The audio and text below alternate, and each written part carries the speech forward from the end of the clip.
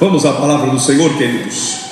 Eu quero convidar você para abrir a sua Bíblia no livro de Esther.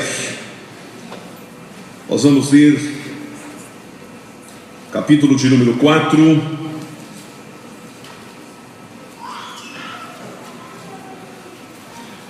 versículo de número 12.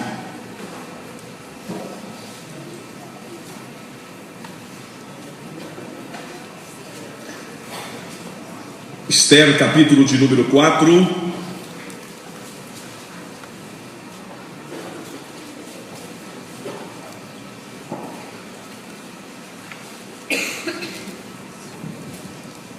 versículo de número 13. Eu disse 12, né? Versículo 13. Esther, capítulo 4, versículo 13. Amém? Diz o texto: então disse Mardoqueu que tornassem a dizer a Esther: não imagines em teu ânimo que escaparás na casa do rei, mais do que todos os outros judeus, porque se de todo te calares neste momento, socorro e livramento de outra parte virá para os judeus. Mas tu e a casa de teu pai perecereis. E quem sabe se para tal tempo como este chegaste a este reino? Então disse Esther que tornassem a dizer a Mardoqueu: vai e ajunta todos os judeus que se acharem em Suzã, e jejuai por mim, e não comais e nem bebais por 3 dias, nem de dia, nem de noite. E eu e as minhas moças também assim jejuaremos. E assim irei ter com o rei, ainda que não é segundo a lei. E perecendo, pereço. Há uma outra versão que diz: e se perecer, pereci. Então Mardoqueu foi e fez conforme tudo quanto Esther lhe ordenou. Amém. Senhor, em nome de Jesus, nós oramos pedindo mais uma vez a iluminação do Espírito do Senhor sobre a nossa vida. Que essa palavra não seja apenas um exercício para a mente, mas que esta palavra seja uma semente lançada em solo fértil, palavra que produz frutos que permanecem para a glória do Senhor. Nos abençoa, Deus, nos ajude, não permita, Senhor, que percamos o foco, não permita que perdamos, Senhor, nenhum detalhe da revelação do Teu Espírito para este momento. Nós oramos agradecidos em nome de Jesus Cristo. Amém e amém. Graças a Deus. Queridos, eu tenho certeza de que quando nós falamos de assuntos que não dizem respeito diretamente a nós, como por exemplo quando nós falamos de missões, quando nós falamos de política, quando nós falamos de ação social, quando nós falamos de assuntos que não estão relacionados à nossa família, que não estão relacionados ao nosso bolso,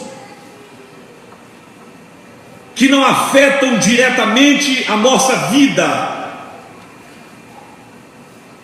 em algum momento, quando esses assuntos vêm a nós, também vem à nossa mente a seguinte pergunta: por que eu devo me envolver com isto?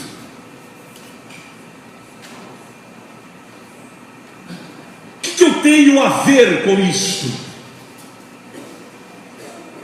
Quando eu falo de missões, a pergunta é: o que eu tenho a ver com a África? O aquela gente que está do outro lado do mar e que eu nunca vi nem nunca vou ver? O que eu tenho a ver com o Palácio do Planalto? O que eu tenho a ver com o Congresso Nacional? O que eu tenho a ver com Brasília? O que eu tenho a ver com a fome e com o frio de quem está na rua? O que eu tenho a ver com assuntos que não dizem respeito a mim? Já tenho os meus e não são poucos.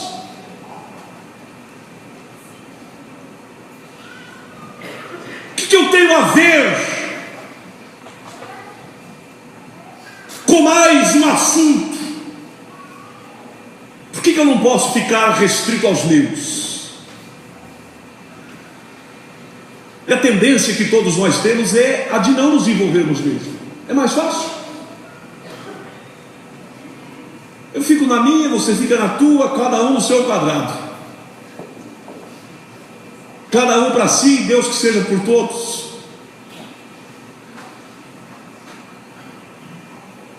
Eu olho para este texto e eu encontro aqui uma personagem muito admirada por todos, nem sempre mencionada nos púlpitos, mas ainda assim interessante. Esther nasceu no exílio, aparentemente sem um grande futuro à vista, mas Esther de repente, de uma hora para outra, tornou-se esposa e tornou-se rainha do rei e do império mais poderoso da sua época.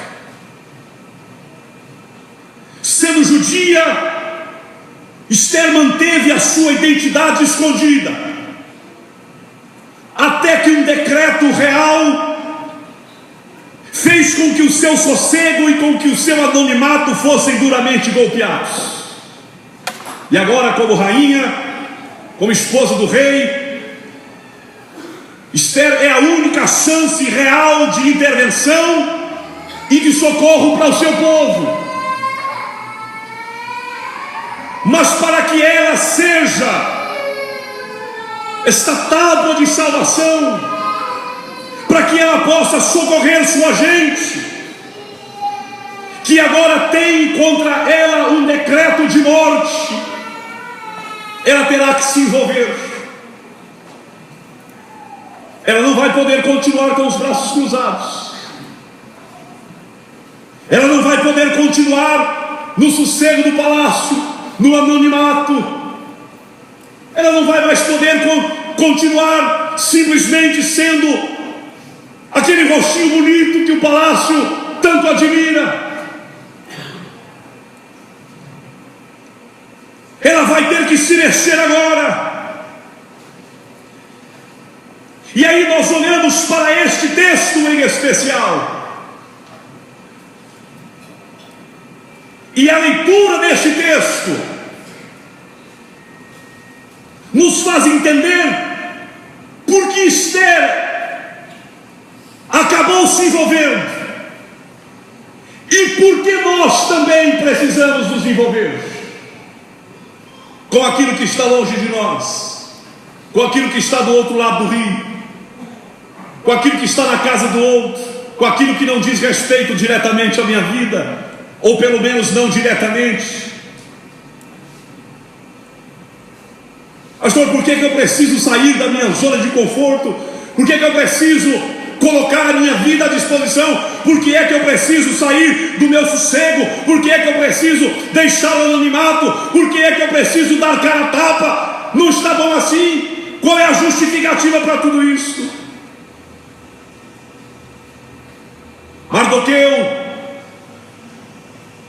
quando conversou, quando mandou o seu recado a Esther, disse assim para ela: não imagines, Esther, que no teu ânimo, não imagines que escaparás na casa do rei mais do que todos os outros judeus. Em outras palavras, o que Mardoqueu está dizendo a Esther é: o que diz respeito a nós,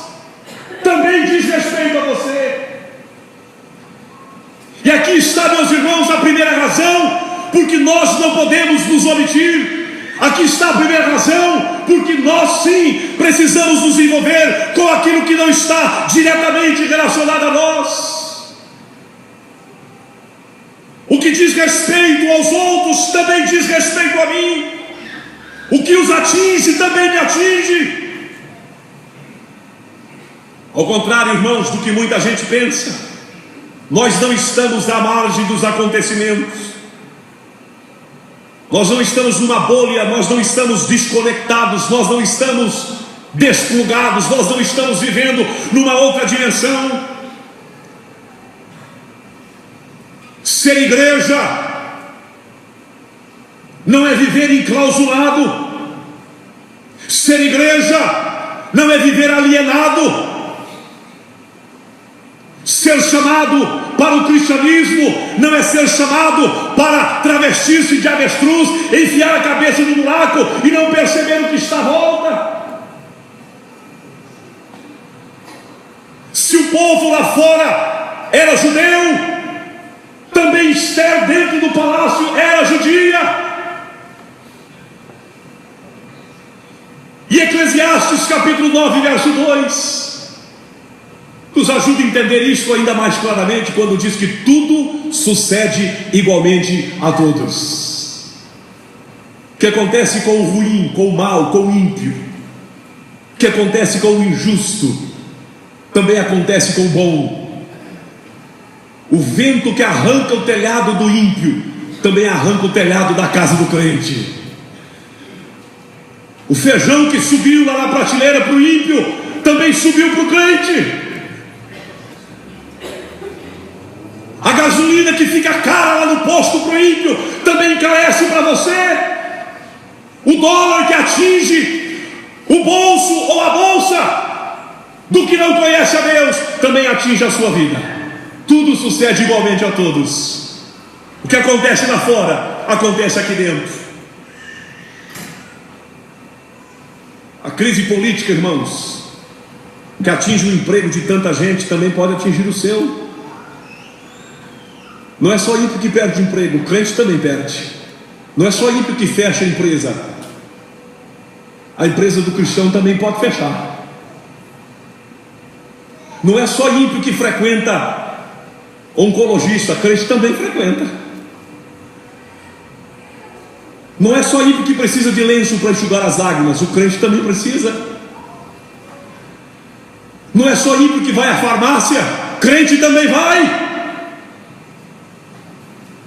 De maneira que eu não posso me alienar, de maneira que eu não posso me omitir, de maneira que eu não posso me isolar. O que sucede a eles também sucede a nós. É o que Mardoqueu está dizendo a Esther: não imagines no teu ânimo que escaparás na casa do rei mais do que todos os outros judeus. O que vai acontecer com eles também vai acontecer contigo. A espada que paira sobre a cabeça deles também paira sobre a sua cabeça, Esther. Testemunho, a consagração e o empenho devido a uns também diz respeito a você, meu irmão. O sol brilha para todos, a chuva vem para todos, e a responsabilidade também vem para todos nós. Da mesma maneira como nós queremos as bênçãos que são derramadas sobre os outros, e Deus de fato distribui. O sol vem para todos, a chuva vem para todos, a responsabilidade também é de todos. Estava ouvindo aqui agora um pouco o pastor convocando o pessoal para oração. Eu não sei aqui, mas em Guaíra tem gente que pensa, pastor, que oração é coisa para meia dúzia de crente. Oração é coisa para pastor, para presbítero, para aquelas irmãs que são tidas como as irmãs da intercessão. Não, meu irmão, a oração que o pastor faz também é a oração que você deve fazer. A reunião de oração que traz o pastor à igreja também é a reunião de oração que deve trazer você. Os problemas que fazem com que alguns caiam de joelhos, também deve ser a razão que fará com que você caia de joelhos. Afinal de contas, é tão bom saber que alguém está orando por nós. Então ore também pelos outros, porque a mesma alegria que você sentirá ao saber que alguém orou por você, ele também sentirá ao saber que você orou por ele e abençoou a vida dele em nome de Jesus. Se envolva. Mas o texto prossegue.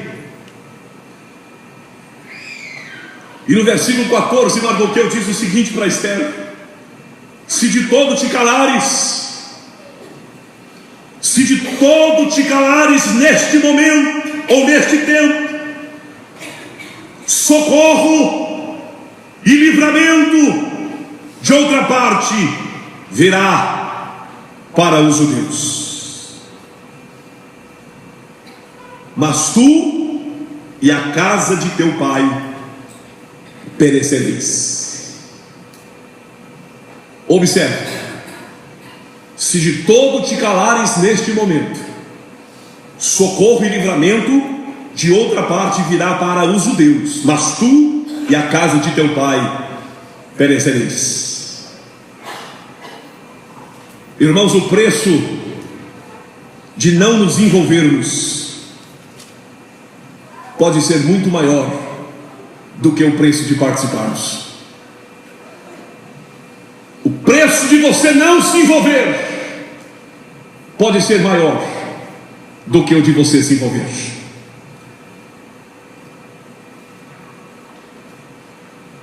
Às vezes a gente faz a pergunta: pastor, o que vai acontecer se eu me envolver? Mas eu quero fazer uma pergunta diferente: o que vai acontecer se você não se envolver? Sabe o que vai acontecer se você não se envolver? Socorro e livramento virá de outra parte, mas tu e a casa de teu pai perecereis. Alguém vai ocupar o seu lugar, enquanto você terá de arcar com os prejuízos da negligência. Pastor, o que vai acontecer se eu disser não? Outro dirá sim. Pastor, o que vai acontecer se eu me afastar? Outro vai se achegar. O que vai acontecer se eu me omitir? Alguém não se omitirá. Mas o prejuízo de você não se envolver poderá ser muito maior do que o preço que você pagaria por estar envolvido.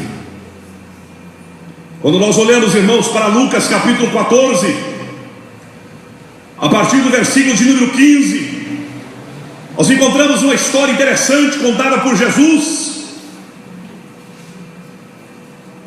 e nós precisamos estar atentos para isso,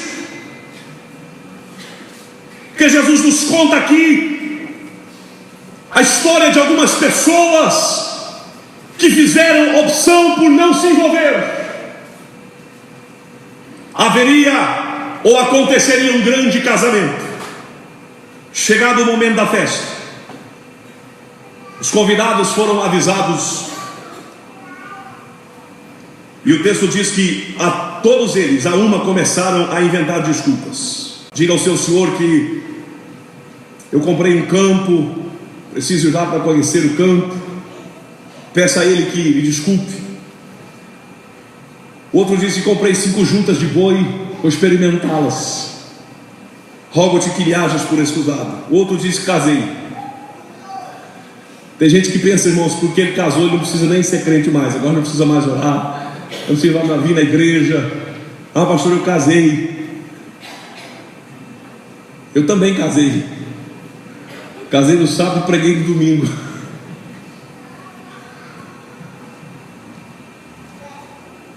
O servo volta ao seu senhor e diz: olha, o pessoal diz que não vai ver, não. Isso tem problema. Saia para as ruas, para os bairros da cidade, e convida lá os pobres, os aleijados, os mancos, os cegos. O pessoal foi e voltou e disse: ainda tem banco sobrando. Ele disse: então vai agora pelos caminhos e atalhos e força-os a entrar, para que a minha casa se encha, porque eu vos digo que nenhum daqueles varões que foram convidados provará da minha ceia. Olha o prejuízo. Não a sua vez, mas você não desfrutará, você não receberá. Irmãos, às vezes nós queremos a mesa pronta, mas o Senhor está nos convidando hoje para mais do que nos assentar à mesa. Ele está nos convidando para ajudar a preparar a mesa. Tem mais sabor, é mais gostoso quando a gente participa. A colheita tem mais interesse, é mais interessante. É bom a gente vir num congresso, irmãos, e sentir a graça de Deus. Mas melhor do que vir ao congresso e sentir a graça de Deus, é sentir a graça de Deus pensando: esta graça que está vindo é fruto da minha oração, da minha intercessão, da minha consagração. Tem mais sabor de mel. É mais interessante. Numa outra parábola, Mateus capítulo 25, Jesus conta a história de 3 sujeitos que receberam a missão de multiplicar os talentos. O primeiro recebe 10, trabalha e ganha mais 10. O segundo recebe 5, trabalha e ganha mais 5. O terceiro ganha 1. Diz: quer saber de uma coisa? Eu não vou me envolver com esse negócio não. Enterra na areia o talento. Mais tarde o Senhor volta. O que recebeu 10 chega com 20. É muito elogiado pelo seu Senhor. O que recebeu 5 devolve 10, também recebe grandes elogios. E de repente chega o que ganhara 1 e diz: olha, meu senhor, é o seguinte, eu preferi enterrar esse talento, eu preferi não me envolver, eu fiquei com medo de não dar conta. O seu senhor então responde a ele e diz: mau e negligente servo, sabes que eu ceifo onde não semeei, que eu ajunto onde não espalhei. Devias ter dado o meu dinheiro aos banqueiros, e quando eu viesse receberia o que é meu conjuro. Tirai-lhe, pois, o talento e dai-o ao que tem 10 talentos, porque a qualquer que tiver será dado, e terá em abundância, mas ao que não tiver, até o que tem ser-lhe-á tirado. Lançai, pois, o servo inútil nas trevas exteriores, ali haverá pranto e ranger de dentes. Precisa perguntar se é melhor se envolver do que não se envolver? Mardoqueu diz para Esther: Esther, se você decidir não se envolver, socorro e livramento virá de outra parte, mas você e a casa do teu pai certamente vão perecer. Na sequência do texto, ele faz uma pergunta para Esther: mas quem sabe se para tal tempo como este chegasse a este reino?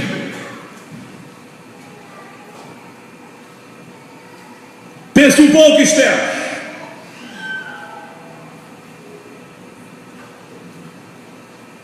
Na vida não existem acasos. Na vida existem propósitos. Pastor, por que é que eu preciso me envolver? Porque envolver-se não é um acaso, é um propósito. Irmãos, na obra de Deus não existem acidentes. Esther não foi escolhida para ser rainha apenas porque era um rostinho bonito. Havia um propósito de Deus por detrás de tudo aquilo. Aliás, irmãos, eu tenho aprendido e tenho chegado à conclusão que ninguém nasce bonito e ninguém nasce feio por acaso. Sabia disso, pastor? O senhor não nasceu feio assim por acaso. Tem um propósito.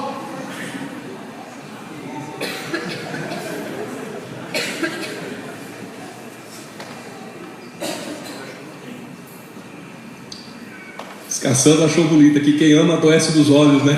Enxerga direito. Meu primo nasceu com um defeito na orelha. Preste atenção para isso. Nasceu com defeito na orelha. Jessé Borbach já faleceu. Defeito na orelha. De um camarada chegou para ele e disse: meu senhor, eu gostaria de dizer que o senhor hoje nasceu de novo. Ele disse: por quê? O camarada disse: eu fui contratado para matar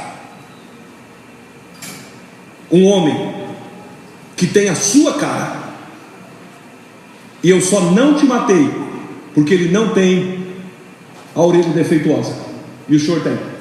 A tua orelha te salvou. Entendeu, pastor? O senhor não tem 6 dedos aí por acaso. Diga para o irmão do lado aí: você não é feio por acaso.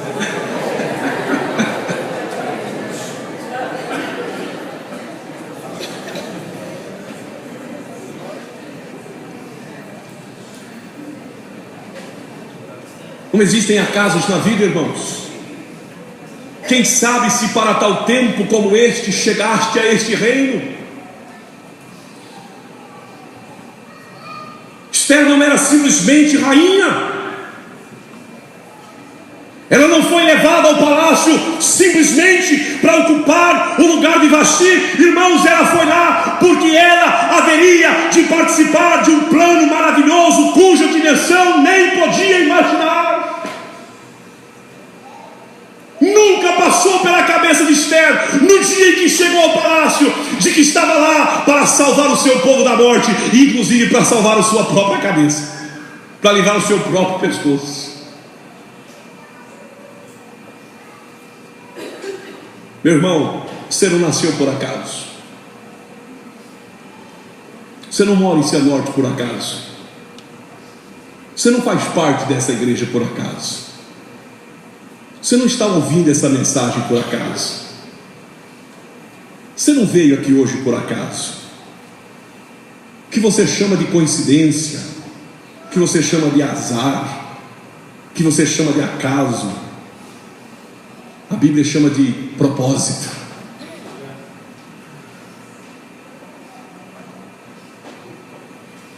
Há um livro cujo título é O Andar do Bêbado. Esse livro tenta provar, irmãos, que todas as coisas acontecem aleatoriamente. Não existem desígnios, não existem propósitos. A vida do ser humano, na tese deste autor, é o andar de um bêbado. Ora está aqui, ora está lá, segue um plano. Mas o cristão não tem o andar de um bêbado.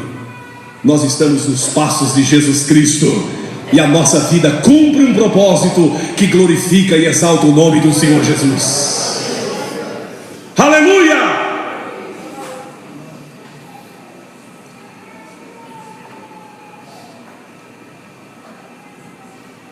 Versículo 16. Então disse Esther que tornassem a dizer a Mardoqueu: vai e ajunta todos os judeus que se acharem em Suzã, e jejuai por mim, e não comais, e nem bebais por 3 dias, nem de dia e nem de noite. E eu e as minhas moças também assim jejuaremos, e assim irei ter com o rei, ainda que não é segundo a lei. E se perecer, pereci. Se perecer, pereci. Sabe de uma coisa? As lágrimas de uma derrota serão sempre mais dignas do que uma vida inteira de covardia. As lágrimas de uma derrota são muito mais dignas do que uma vida inteira de covardia. A maior maldição que pode vir sobre uma pessoa é ela passar a vida toda sentada num banco sem se levantar dali para lutar. Não são os covardes que se escondem para não morrer que enchem de orgulho as páginas da história. São os corajosos, que não se intimidaram diante do perigo. Não existe um feriado nacional para celebrar os covardes, para celebrar os omissos, mas há feriado nacional para quem foi enforcado, há um feriado para os que foram queimados, há um feriado para os que foram martirizados. Pastor, mas eles pereceram, mas eles lutaram, e as lágrimas de uma derrota são muito mais dignas do que a vergonha de uma covardia. Mais valem as lágrimas por não haver lutado do que a vergonha por não ter pelejado, irmãos. Mais vale as lágrimas por não ter vencido do que a vergonha por você não ter lutado.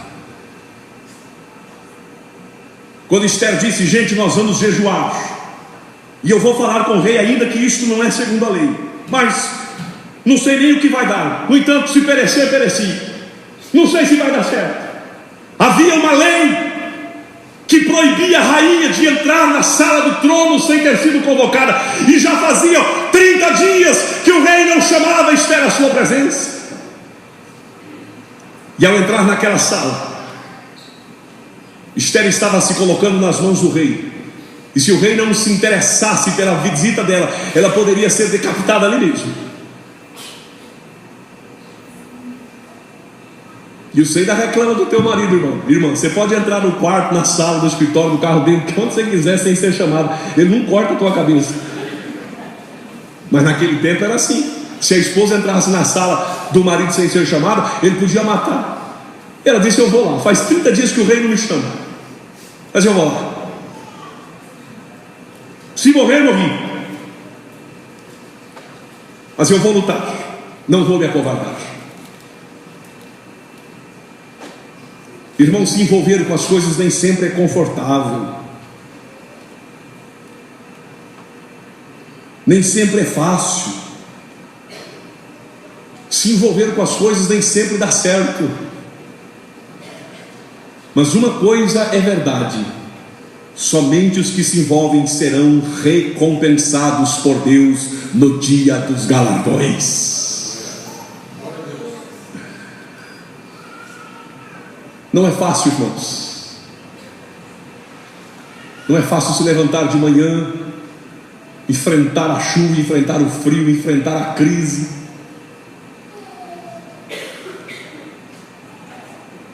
Não é fácil enfrentar a enfermidade. Não é fácil enfrentar os problemas da vida. Mas mesmo assim valerá a pena. Nós temos um casal na igreja, irmãos. Sabe aquele tipo de casal, pastor, que você ora a vida inteira para Deus salvar? Que é a solução para todos os problemas da igreja? Pois Deus salvou esse casal lá na igreja. Difícil hoje você receber na igreja de uma vez o marido e a esposa num casamento perfeito, sem problemas. Casal apaixonado. Marido do tipo que a esposa entra no carro, tem um buquê de flores lá no banco. Marido do tipo que a esposa levantava de manhã, tinha um cartaz lá na sala dizendo: meu amor, eu te amo.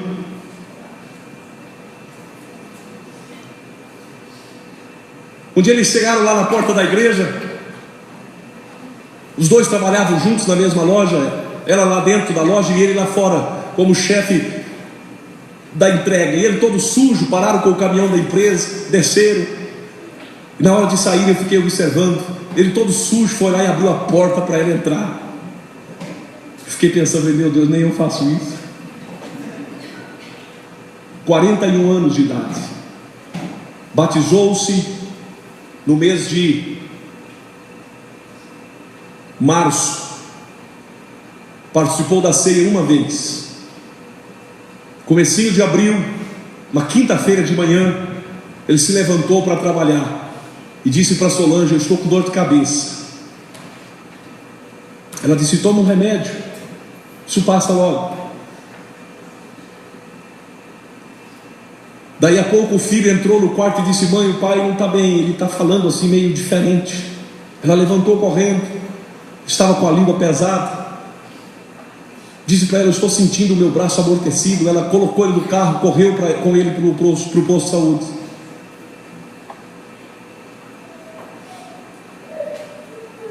Quando eu cheguei lá no posto de saúde, já era 9h30, 10 horas. Quando eu soube do acontecido, eu corri lá.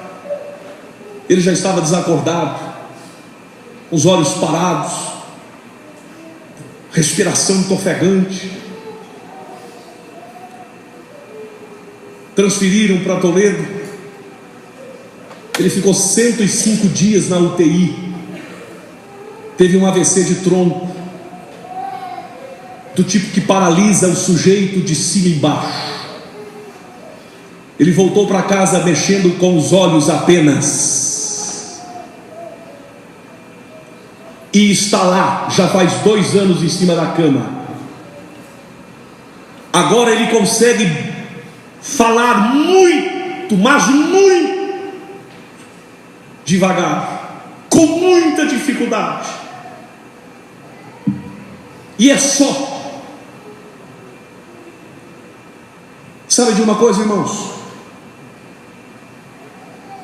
Quando eu estou precisando de consolo e de ânimo, pastor, eu vou na casa do Amarildo. Eu nunca precisei dizer àquele homem: tenha força, tenha fé. Porque apesar de todo o sofrimento, todas as vezes que nós chegamos lá, ele tem um sorriso nos lábios. A esposa nunca reclamou, nunca. E essa semana ela postou uma foto dele no grupo do WhatsApp da igreja, dizendo assim, e ele com um sorriso, dizendo assim: o Amarildo mandou dizer que ele não tem motivos para reclamar, porque um homem que tem Deus não pode ter motivos para reclamar da vida. O Amarildo mandou dizer que ele está muito bem e está feliz da vida.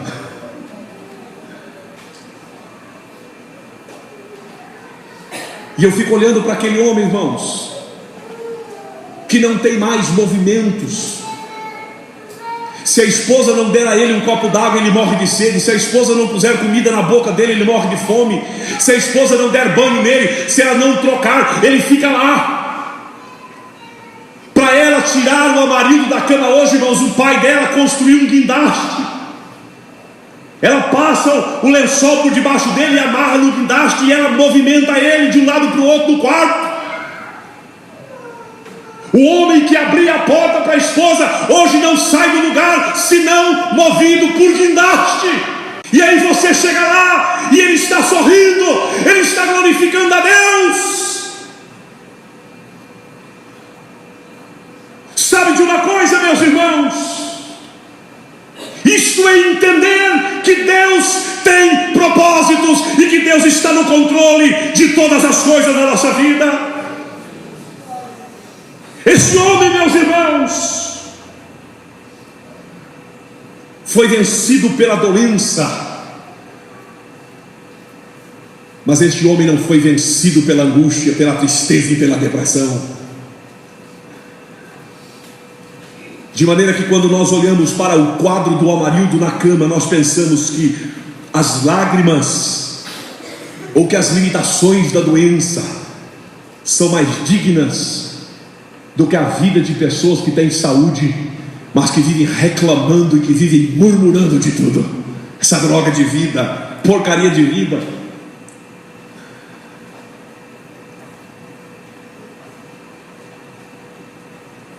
Não é fácil a gente se envolver com estas coisas. Não é fácil a gente encarar estas coisas. Mas tem uma grande verdade em tudo isto: você não está sozinho. Deus estará sempre com você. Esther jejuou 3 dias. Esther jejuou 3 noites. E foi à presença do rei. Sabe o que aconteceu?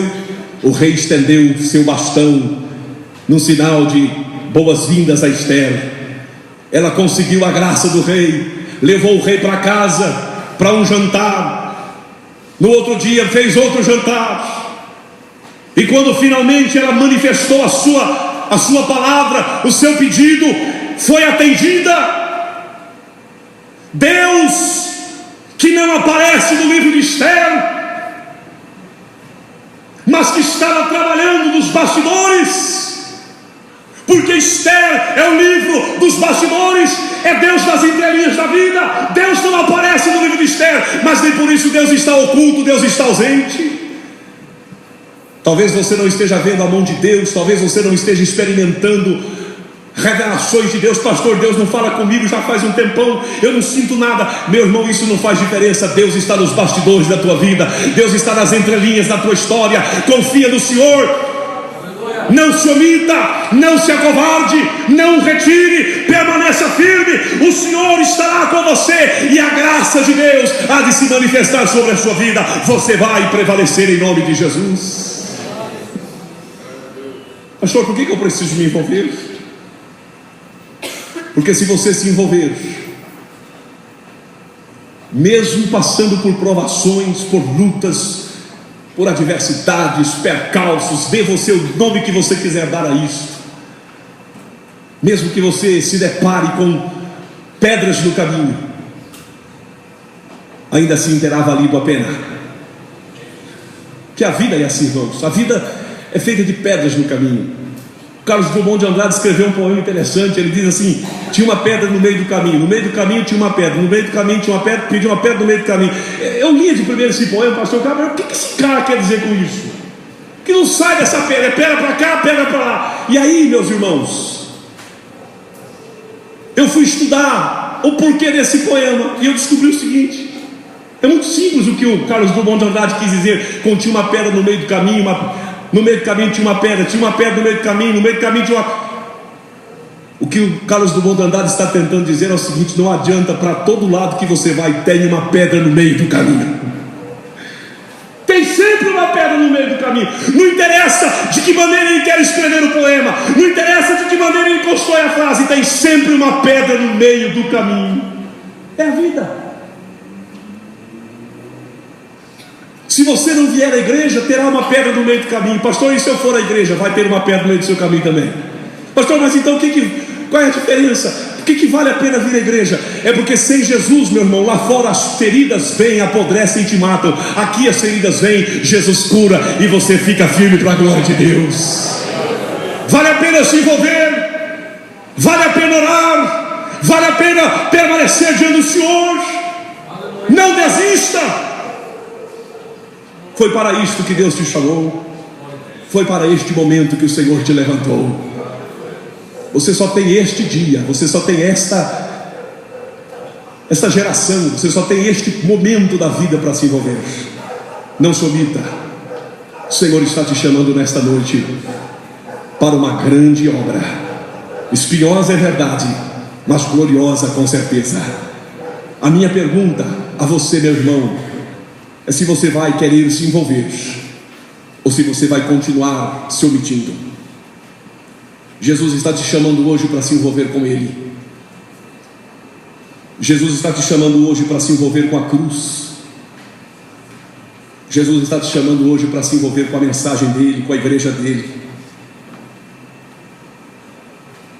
E a minha pergunta é: o que você vai fazer? Aceitar o desafio ou se acovardar? A minha resposta eu já quero dar aqui a todos: eu quero me envolver. Nós cantamos, irmãos: eu quero estar com Cristo, onde a luta se trava, no lance imprevisto, à frente eu me encontrar, até que eu possa ver na glória, se alegrando da vitória, onde Deus vai me coroar. Eu quero estar com Cristo. Onde, pastor? Onde a luta se travar, no lance imprevisto, Sabe aquele momento que não estava previsto? Sabe aquela conta extra, aquele telefonema que você não estava esperando? Sabe aquela pessoa que bate palma à porta da sua casa e diz alguma coisa que você não estava esperando? É lá que eu quero estar, onde a luta se travar.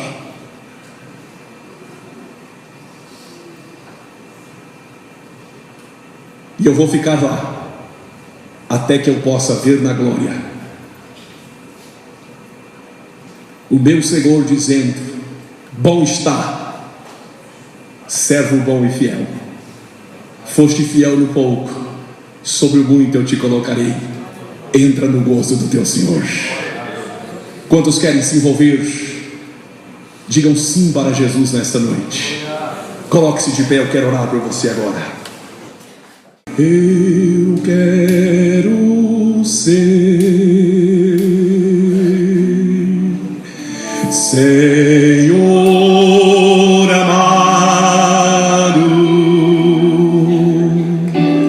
como vaso nas mãos do oleiro.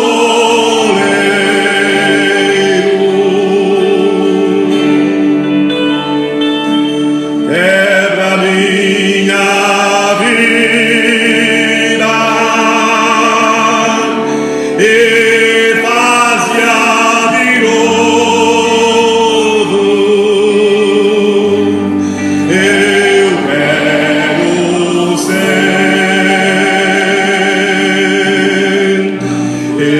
eu quero ser o vaso novo. Levante as suas mãos. Diga para o Senhor: como tu queres, Senhor, sou teu. Tu és oleiro, barro sou eu. Quebra e transforma até que enfim tua vontade segundo